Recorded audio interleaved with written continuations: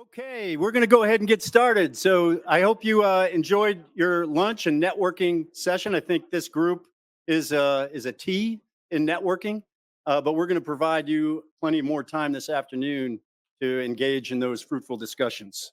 I'm Jack Haley. I'm the Vice President of Meeting and Memberships here at AUSA and the resident logistician on the staff. So it warms my heart to see the who's who in really our OSD and Department of the Army logisticians. So welcome to AUSA.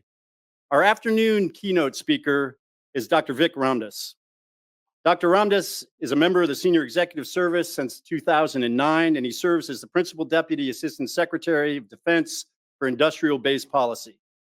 In this role, Dr. Ramdass leads and supports the Department of Defense's efforts to develop and maintain the U.S. Defense Industrial Base to ensure a secure supply of materials critical to national security.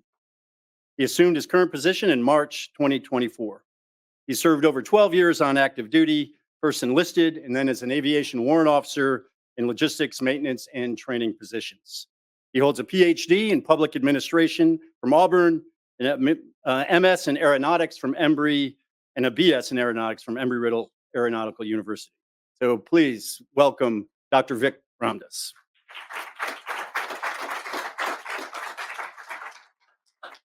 Thank you, Jack. So I must agree with Jack. So good afternoon, and I appreciate everyone being here today. Appreciate the invitation. And Jack, I must agree with you. This is truly the who's who of logistics, and specifically in the Army community as well. I would be remiss if I didn't acknowledge my previous boss, Honorable Lohman, here. And sir, I told you I was going to call you out a little, but we just came from the town hall hosted by Honorable Dr. LaPlante, the ANS, the USD ANS. And he made a comment that I think is truly owed to you, and that is that sustainment and logistics is being talked now in the building, and more has been accomplished in logistics and sustainment in the last 4 years, and it's because of the work and the legacy that you've left behind. So please give Mr. Lohman.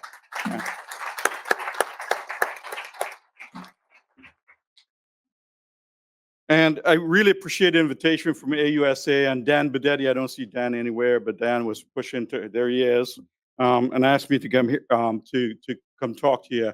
So as most of you know, I met a few other folks here. My background was in testing evaluation after uniform, and I see some of the T&E folks here, and we often say in T&E that you're sort of the afterthought in acquisition, right? It's thrown over the fence and it's something you didn't want to do. Sustainment and logistics, we probably can say, right? I see a lot of heads going, is often an afterthought in the building, and it's traded off where we shouldn't be, and we are left holding the bag in the long run. What I'm going to talk a little about today is tied to sustainment, but I want you to begin to think and change your mindset. Where we used to have this thought of thinking of factory to foxhole, we really need to start to think mine to foxhole. So I want you to keep that in from a life cycle perspective and think of how it affects you and what you're doing as it relates to weapon systems. But I'd like to start today with a simple reflection. Some of you might have heard DSD Hicks over the summer use this example, but I think it's apt in this case as well. And it goes sort of like this. At this pivotal moment, I'm reminded of President Franklin Roosevelt's call to our nation to recast our thinking about national protection. Today, we observe parallels to that historical context. In 1940, the United States was not yet engaged in war, where tensions were rising. President Roosevelt recognized that technological and operational advancements were transforming the nature of warfare, and he understood that the American industrial base needed to accelerate its response. He noted that one belligerent power appears to have weekly production capacity far greater than that of its opponents. During this time, President Roosevelt challenged us to produce 50,000 aircraft, in stark contrast to the fewer than 2,000 we had constructed annually. He faced skepticism regarding budget constraints, labor shortages, supply chain issues, and the capabilities of adversaries that threaten to outpace US production. Think about what I just said and think about it parallels to today. What distinguishes our current situation is that we are preparing and planning proactively. Rather than merely reacting, we're taking initiatives to improve our processes and procurement cycles. And we're going to collaboratively with all branches of service. John, pull up the. So for many of you, you've heard of industrial-based policy, but many of you probably interacted with it at a DASD level. A couple of years ago, it was elevated to an ASD ship. And you can see at the top, Industrial-Based Resiliency Office of Small Business. That's the 4 focus area. We really cover a very broad and very complex array of things, right? And I'll mention some of that here as we go along. In FY25, in terms of being a little proactive, our budget included plans for key investments to support each national defense industrial strategy priority. For example, $2.5 billion in microelectronics, $369 million for casting and forging, $243 million for kinetic capabilities, $4 billion to strengthen the submarine industrial base, $29.8 billion for munitions. But a key question remains: are we doing it fast enough? Are we doing it at scale? Or can we produce at scale? Honorable Lohman challenged that with an initiative to really look at munitions, looking at a few critical munitions, and think through reconstitution at the levels and rate should the balloon go up and we had to respond. And it's not easy. Are we adaptable enough? You see, it means adopting manufacturing methods that can be rapidly repurposed when the need for such products suddenly ends. So as you look at the Army OIB investments, for example, you have to ask yourself, will the outcomes result in flexible processes to scale? Are they flexible to enable manufacturing at the point of need? Are thinking leading to ossified end states, right? Or are they flexible and agile end states? I would offer that we must remain agile, not only in our thinking, but in our actions. Challenge each other's thinking and learn from what we've seen in Ukraine. And remember that learning by definition means changing behavior, adapting and doing things differently to be more effective and efficient. Now, for today, it's my understanding your discussions have been focused on modernization, supply chain, advanced manufacturing later today, and collaboration with allies and partners. This afternoon, I hope to provide you a little more clarity of the overall DOT perspective and efforts related to those areas. As I mentioned, our office is charged with overseeing industrial-based resilience for defense systems, fostering relations with industry to include small and trying to attract non-traditional small businesses or businesses into the department, and enhancing cooperation with international and industry partners. It also includes CFIUS, mergers and acquisition. So if you read the paper and you read about US Nippon Steel, and the input that went into that decision was part of an interagency process that we were co-leads for. 1260H, also referred to as the PRC or the Chinese list of companies that are involved in the supply chain and we cannot do business with. Telecom investments and the influence of adversarial capital into that. The industrial-based office are looking into that, working very closely with industry as well as the interagency.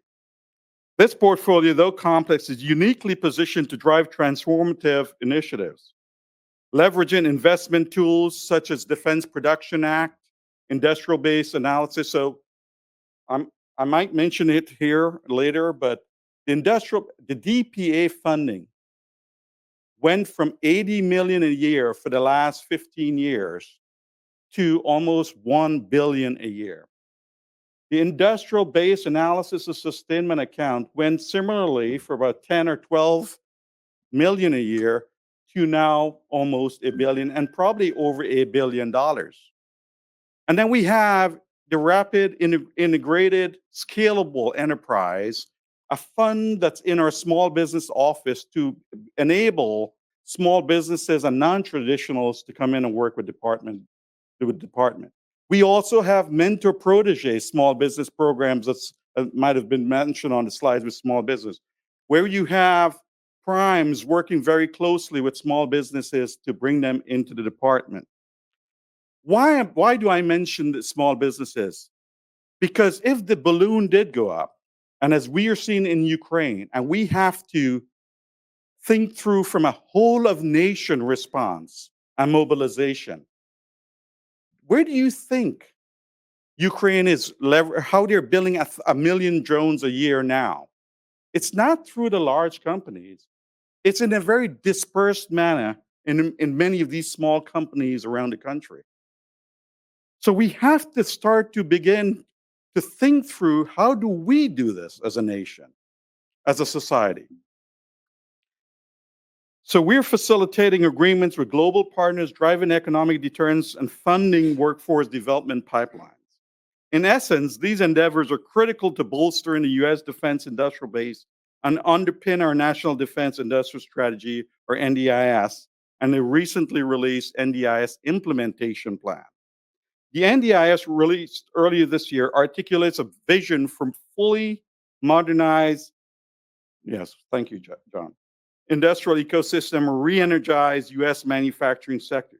Is it perfect? Absolutely not. But does it start to focus us and give us a common operating picture and start to see some of the challenges, start to see the investments and alignment to that? It absolutely does. And as a learning organization, what we will do is look at that, and based upon the changing conditions of the environment, we will refine it as we go forward. That's what the NDIS implementation plan will be, a living document that we will adjust. And I can't talk much about it, but someone's going to ask me a question: how are you going to measure success? Well, let me tell you right now, we have developed a risk management framework that we will use. It's classified, it's in the part of the classified annex. So if our risks are high today, we'll be able to work with the services to start to mitigate some of that risk. It's not perfect, but it gives us a target to shoot at. It gives us something to start to work with, and that's what we're doing. The NDIS, as you see, are focused around 4 specific areas of resilient supply chains, workforce, building a workforce that's sufficiently skilled, flexible acquisition, and economic deterrence. Let's think about a workforce a second. Let me just pull one thread. The submarine industrial base will require 140,000 workers. We have spent $347 million, and we have trained a few thousand. We need to culturally also start to think through how we need to destigmatize some of these blue-collar work that we say, and we need as a nation, and get folks in there. And I know the Army does a great job working with communities, high school, community college, to bring those folks in, right? But we need to broadly think as a nation, how do we start to establish a cohort, a cadre of sorts that we can leverage? Because guess what? Those military technicians that are working today in the OIB are going to put on the uniform and be deployed. And you're going to have to backstop them. You're going to have to leverage your bench. How are you going to do that? So we need to really start to think through. So on the top, you see where we have the strategy, and at the bottom are the 6 tasks that we have for the industrial, the NDIS implementation plan. Successful implementation of the NDIS will require coordinated action across DoD, our key partners, including Congress, industry, international partners, interagency colleagues, and of course, you in the audience. The bottom line, success will take all of us working together to really make a dent or make a difference. Today, we stand at a critical junction in national security. The defense industrial base is not just an enabler for operational readiness, it is the engine of strategic innovation. Strengthening our defense supply chains can involve year-long lead times to reach full production scale. How can we proactively and optimally develop and maintain production lines to mitigate exposure to supply disruptions and changing production requirements? Long lead times, such as strategic critical materials. And I remember what I said, start to think mine to foxhole, because really that's where we need to go. Think about investments we're making today in cobalt, nickel, antimony, tantalum. Perfect. So if you look at the atomic, well-trained, right? John Schultz, Army, by the way, alumni. So if you look at 73, TA, right there, 1, 2, 3, the third full row, atomic number of 73. Tantalum, we are dependent, United States 100% on it, China 90%. You can use it for, because it has non-corrosive effect, benefits or effects. It's flexible. It can tolerate a lot of heat. So guess what? You can use it in terms of apparatus that you put in the body or things you put into the body. You can use it for solid rocket motors. You can put it for rocket for the turbine blades on engines. You can use it in electronics, and you use it today on electronics. Any electronic equipment on a chip, you have about 12 critical elements in there. Today, what do you think we do generally?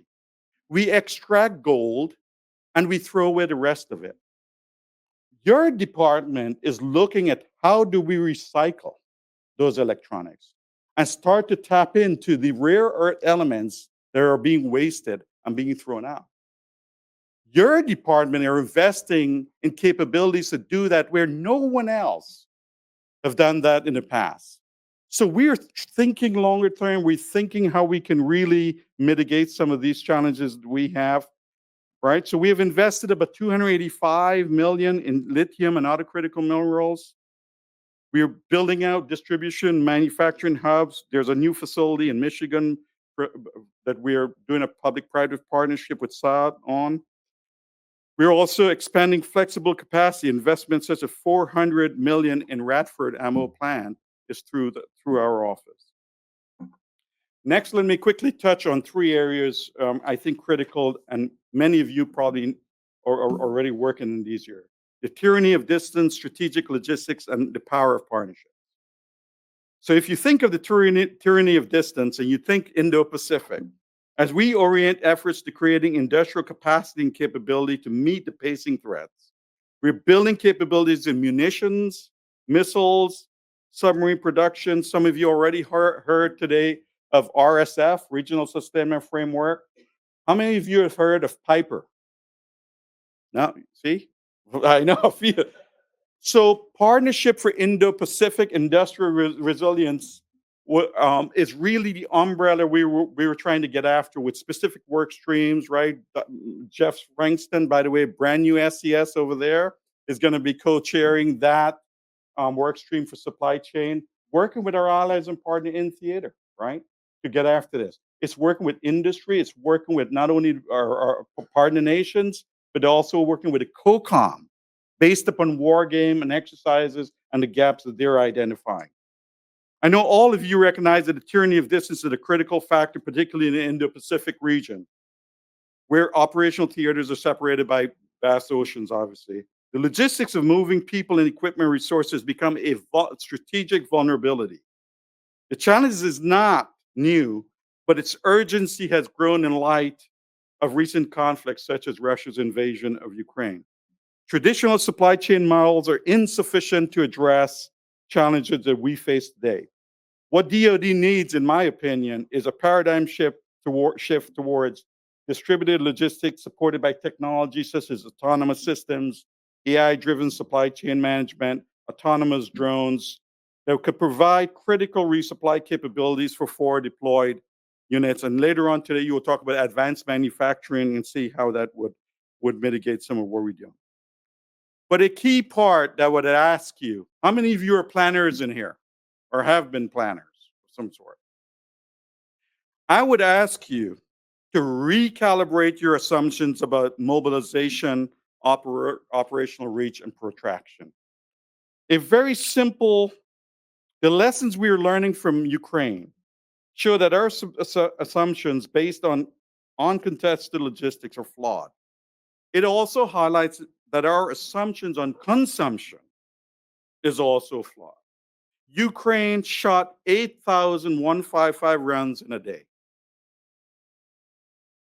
I can't get into it in here because of classification, but think of what your O plans or con plans have in there. Check your assumptions.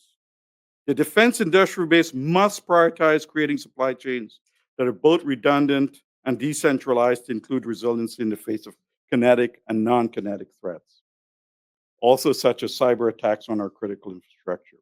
Let me touch quickly on strategic logistics.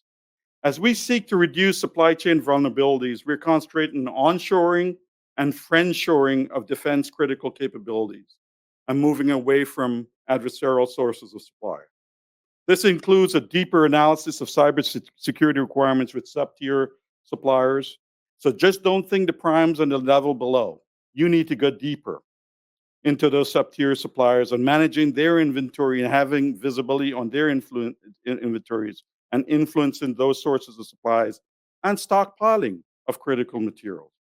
We're entering an era where wars will be influenced as much by cognitive and data superiority as by the physical force. This shift places an even greater premium on making the right assumptions about adversary capabilities, intentions, and operational environments. The challenge lies in balancing foresight, the ability to anticipate future scenarios, with insight, a retroactive or derived from historical and real-time data. How do you leverage machine learning, AI, natural language processes, and things like that to provide a powerful bridge to get after that data? We have vast amounts of data.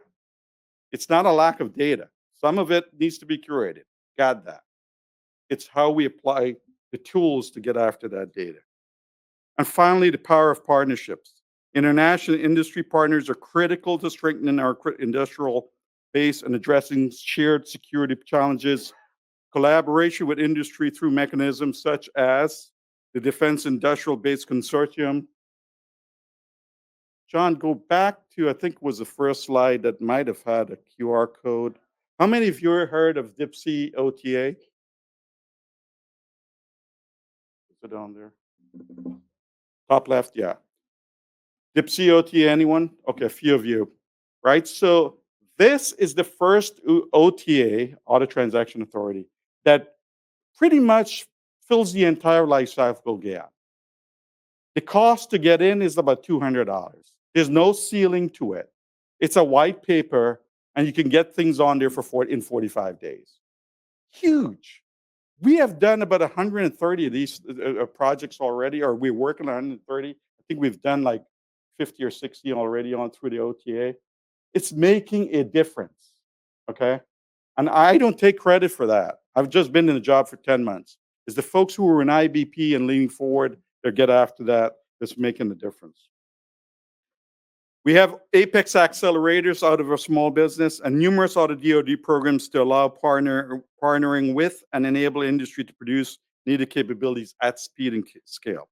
And to enhance international partnerships, we work through our security of supply agreements to ensure access to critical materials and technology, even during crisis. As I mentioned earlier, the Partnership for Indo-Pacific Industrial Resilience, PIPER, highlights the importance of working with allies or enhance industrial capability in the Indo-Pacific region, bolstering that regional resiliency and enabling interoperability. PIPER will serve as an umbrella or a platform for us to get after the supply chain and get some of the authorities that we'll need should the balloon go up. Member nations are developing work streams to enable coordinated and intentional action in support of enhanced global industrial-based resiliency, and it exemplifies the notion of co-production, co-sustainment, co-everything, as Honorable LaPlante would say. We have made that a major tenet of our NDIS as well. So the Army's SAE, Honorable Doug Bush, recently suggested that it might be better to start thinking about an arsenal of democracies versus an arsenal of democracy. That is multinational partnerships among the major democracies, with America playing the major one or a major role. We all know such an endeavor would be pretty messy, right? Think NATO and working with all the partners, but it will require a lot of energy devoted to just muddling through what is necessary to get after. To be postured for the future, we need to embrace not only we can do this, but we must do this. Recognizing that we cannot do it alone, that we will need our partners. We'll be better for collaborating with one another and sharing our unique perspectives. My office, Industrial Base Policy, stands ready to advocate and support the Army requirements through DPA, IBAS, RISE, et cetera, et cetera. And I would like to thank you for your time, and I will continue to advocate and to support and strengthen our industrial base. I look forward to your questions.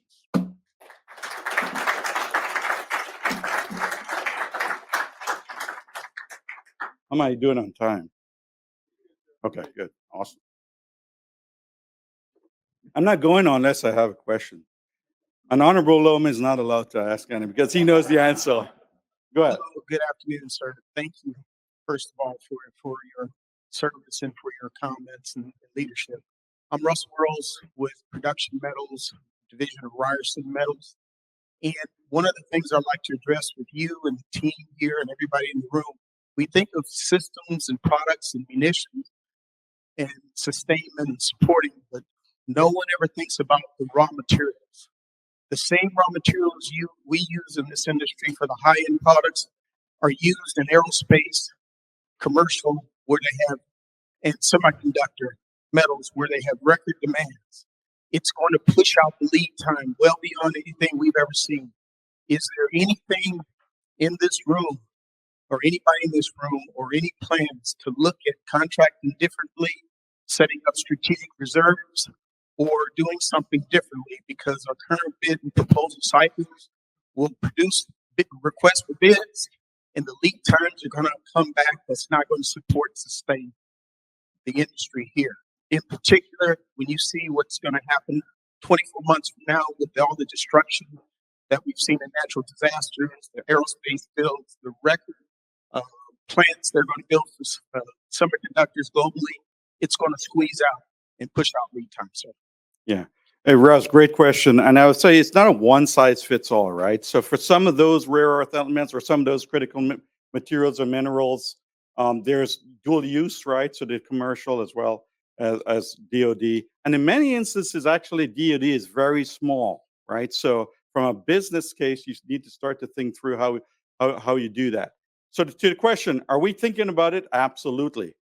Are we already investing in some of those areas? That's why the whole mindset of mine to foxhole, we're actually investing in mines where there were no sources before, or there are single sources, right? I don't want to get into classified here, but we have done the analysis, not perfectly, but there's some analysis that we really identified those gaps and remember the strategic critical and the periodic table that we had in there, that had some of where the teams invested.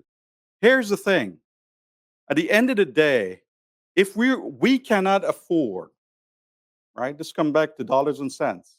So we have to prioritize where those investments based upon what?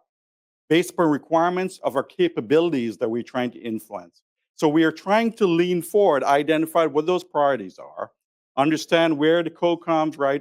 plans, what are services requirements for those capability, and then backward plan now and try to get after some of that. So we have the IBAS and DPA that I mentioned before are invested. I just looked at a slide before, a couple slides, and it has a list of where we're doing that, where we've never done those investments in the past. The other thing I'll add, how are we getting additional insight as to are we getting this right, or are we focused on the right things or not? It's through the war games, it's through exercises, right? It's through improved collaboration. And quite frankly, we have improved governance through the Industrial Base Council and other places. Where in the past we would do it once a quarter, we're doing it monthly now. at the assistant secretary defense level or higher, right? To drive some of these things. And I would also say we were standing up a strategic critical materials board of directors that the NDA directed. We already identified, got the DSD signed that out. It's now identifying the members to be on that board. And some of you might be called to be on that board. Thank you, sir. My name's Steve Case. I'm from the Army PO for Missiles and Space in Redstone, Alabama. First, I want to say thank you for everything you just talked about, because that's the sort of stuff that keeps me up at night. Related to that is a topic that I brought up in some sidebar conversations dealing with what I'm terming contested production. And the reason why I'm terming it separate than contested logistics is because I believe that in the audience, a lot of times on the civilian side, we're going to be looking to OSD or U.S. government to fix fight against contested logistics. But contested production brings it home to the plants. When we're fighting up here, quantity matters. And we know that you brought up World War II. We were able to produce in an uncontested environment. Hitler was not. We firebombed Dresden and other places to knock out things like bolt bearing plants or etc. We know that with large-scale combat operations, we're going to have contested production. And so my question or challenge for the group is, what can we do to get left of that? What can we do to reduce risk? We know we're going to be contested during our effort to surge production. So what can we do? Maybe that's a hot topic for another AUSA group. Thank you. Yeah, absolutely. So there are a few things. So we have identified, even looking at a microcosm of, for example, Ukraine, as we stood up these capability coalitions and we started to look at specific munitions, for example, and we manufactured, we recognized there was fratricide, right? Folks were going to the same supplier, lower tier suppliers for some of the raw materials, right? So, but then so there is a connection to logistics. So think about the TNT.